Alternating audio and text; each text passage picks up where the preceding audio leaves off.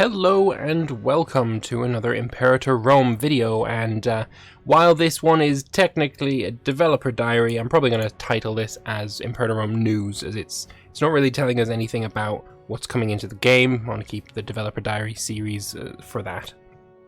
So, what is today's news all about?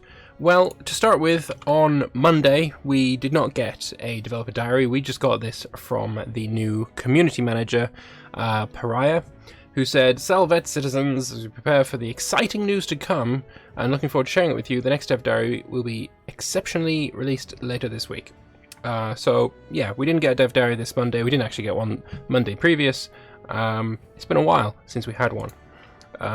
But today we did get this news here. So, what's going on? Well, we learned that there is a team set up in Malmo, in Sweden, who have, for the past 9 months, been working on a DLC for Imperator Rome. What this DLC could possibly be, I have no idea. I'm looking forward to finding out, of course. But to spend 9 months on a DLC sort of makes me think it's not going to be some mission packs and a culture rework to a single culture. This seems like a overhaul level if you're working on it for that long. And if we think what was the state of the game 9 months ago, we were back in January.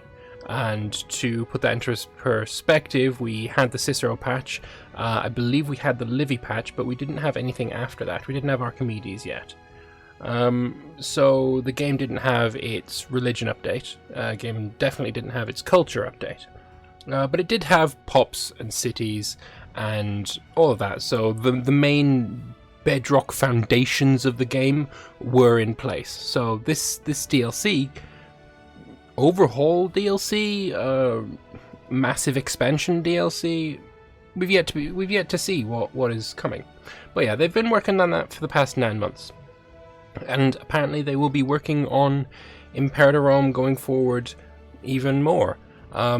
The studio has been named Paradox Thalassic, and Thalassic is Greek for oceans and navies and that kind of thing. If you are an oligarchy, is a system of government where the rich are in power. A thassalocracy is one where naval power and trade rules.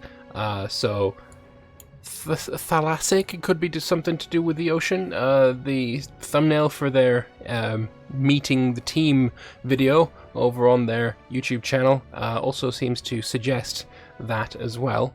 Oh, we're gonna see Atlantis. Who knows? The sea peoples. I don't know.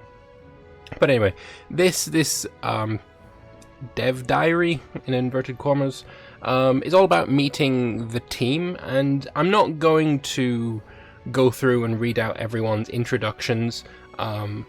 That doesn't seem like something that, if you want to read more about the people that are involved in this, then feel free to go and have a look. But there's a mix of people who seem very experienced, and there's also some interns who are learning to code, learn to art, all that kind of thing. It's definitely a mix. And I don't think that's a bad thing. I don't think having fresh blood and interns and people who are fresh out of college coming into the project is a bad thing. Sometimes that's exactly what you need, especially when it comes to looking at ideas for a historical game. Sometimes these people that are younger have a burning passion for the era, and they know maybe more than somebody who's 40 years old in the industry. I mean, it's all relative, you know. But anyway, these guys have worked on other games like Bloodlines 2, they've worked on CK3, they've worked on Planetfall, and they have also worked on Imperator before. To what capacity, we don't really know yet, but they will be the first outside of Stockholm studio to make a DLC for a grand strategy game, so EU4, CK, Stellaris count as a grand strategy? Probably. This will be the first team to do a DLC for one of the main flagship titles, so it could be very interesting. I'm looking forward to seeing what exactly they have come up with. So just a brief overview. We've got Eric Scherblom, we've got James Persaud, we've got Oscar Sjöstedt, Morten Stockhaus, Lars Horhus, Veronika Kowalczyk. Polish names, man, they get me every time. And Pontus Jonsson. Pontus, interesting. It's nation of the game. If that's his real name, then that's kind of fitting. If it's his a pseudonym, then expect to see some Pontic content, perhaps. I don't know, or a push in that direction. We've got Jelena Carlson, Alina Gromova, and this is their new logo. Also with the tentacles coming out of the sea, the navy kind of, water background.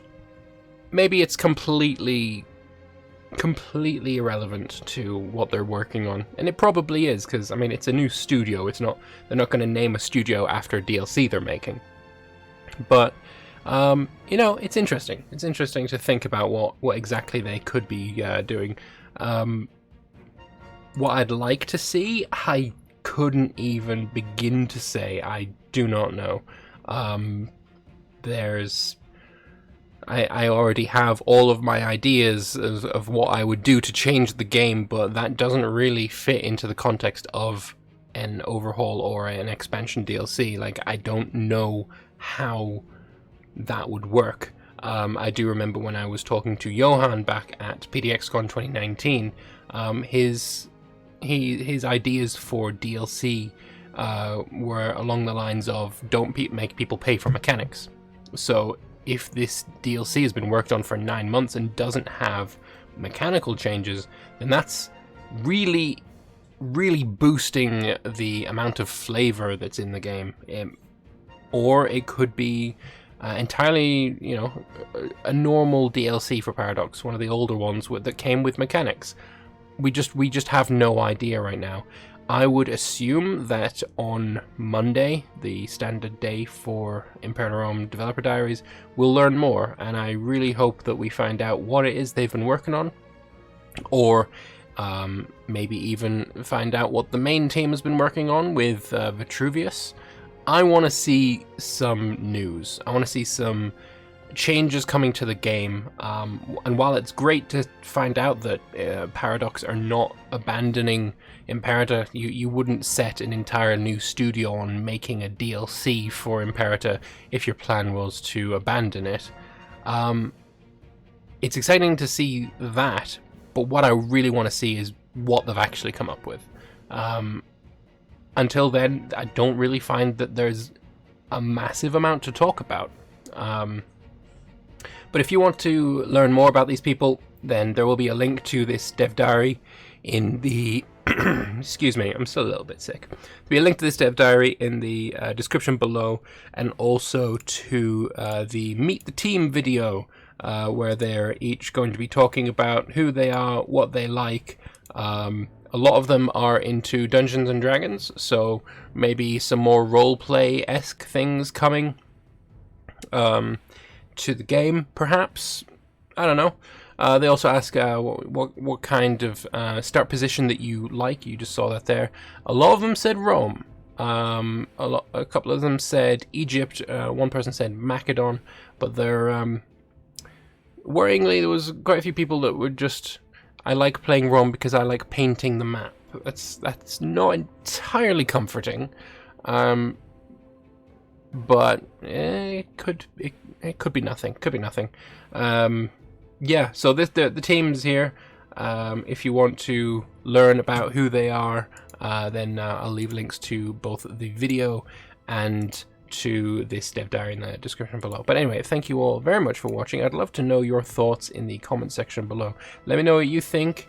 I know there's some people, like myself actually, who misread this dev diary and thought that the entirety of Imperator Rome was being palmed off on a secondary studio.